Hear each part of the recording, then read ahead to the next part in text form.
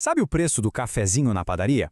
À primeira vista parece só uma questão de oferta e demanda, né? Mas e se eu disser que por trás desse valor tem muito mais coisa?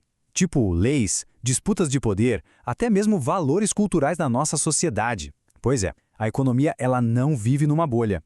E é por isso que hoje a gente vai mergulhar na economia política para entender direitinho como essas forças, que muitas vezes a gente nem percebe, acabam moldando o nosso dia a dia. Então, o nosso papo de hoje vai ser uma verdadeira jornada, viu?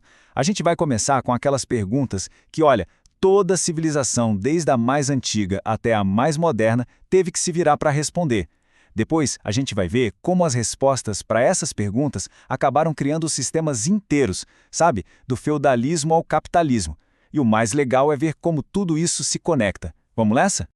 Bom, para começar, tudo parte de um desafio que é, assim, universal. É um problema tão, mas tão fundamental que está lá, no coração de toda e qualquer sociedade humana. Não importa onde, não importa quando.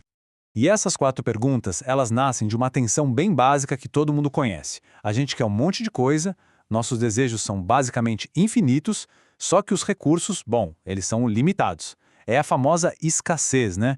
E é justamente ela que força toda a sociedade a tomar decisões super importantes.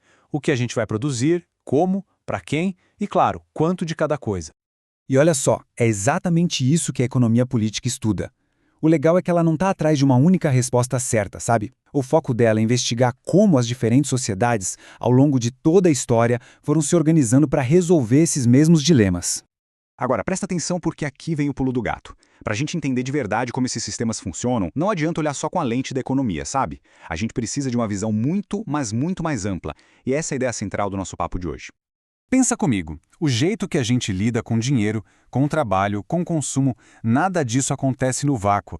Tudo é moldado por outras forças que não são puramente econômicas. As leis do país, a nossa cultura, as relações de poder, tudo isso influencia.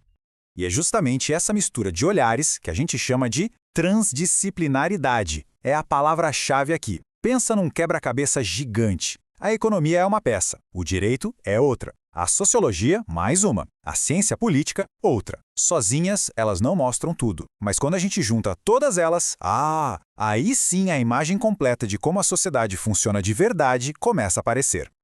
E uma das formas mais poderosas de usar essa lente transdisciplinar é, sem dúvida, olhando para a história. E nesse ponto, um pensador super influente, Karl Marx, nos deu uma ferramenta muito útil para isso: a análise da evolução dos chamados modos de produção.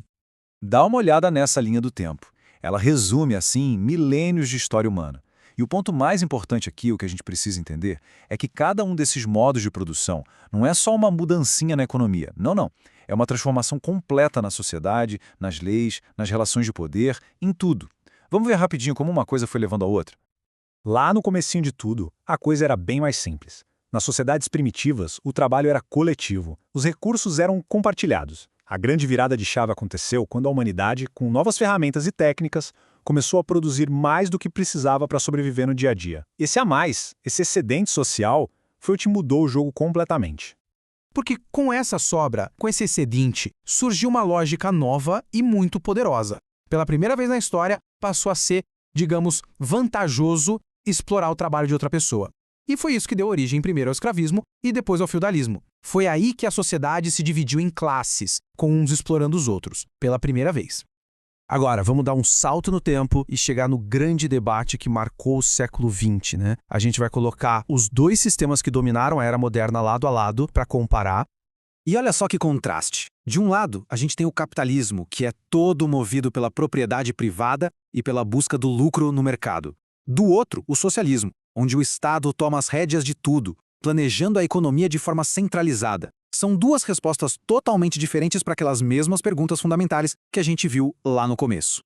E vale lembrar que o capitalismo também não ficou parado no tempo. Ele evoluiu. Começou lá atrás, bem focado no comércio, no acúmulo de metais, o mercantilismo. Depois veio a fase industrial, com a produção em massa nas fábricas, e hoje a gente vive a fase financeira, que é dominada pelos bancos, pelas bolsas de valores, pelo crédito global. E toda essa discussão leva a gente para uma pergunta que, olha, continua sendo um dos maiores debates até hoje. Afinal de contas, qual é o papel certo do Estado na economia? E para essa pergunta não tem resposta fácil, viu? O debate é antigo e continua quente. De um lado você tem o Adam Smith falando basicamente deixa a mão invisível do mercado agir, sem interferência. Aí vem Karl Marx e diz que o Estado, no capitalismo, é só uma ferramenta da classe dominante para controlar o resto. E depois chega John Keynes, defendendo que o Estado precisa intervir para consertar as falhas do mercado. Essas três ideias, de um jeito ou de outro, estão em toda a discussão política que a gente vê por aí. E para amarrar tudo isso, tem uma citação do grande economista brasileiro Célcio Furtado que é simplesmente perfeita. Ele diz que o desenvolvimento econômico não é só número, ele também envolve mudanças estruturais, que partem de um sistema de valores e de uma estrutura social. Ou seja, ele está reforçando exatamente o nosso ponto principal. Não dá para separar a economia da sociedade. Essa é a essência da visão transdisciplinar. E pode parecer papo de livro, mas não é. Pensa num exemplo bem prático. A China.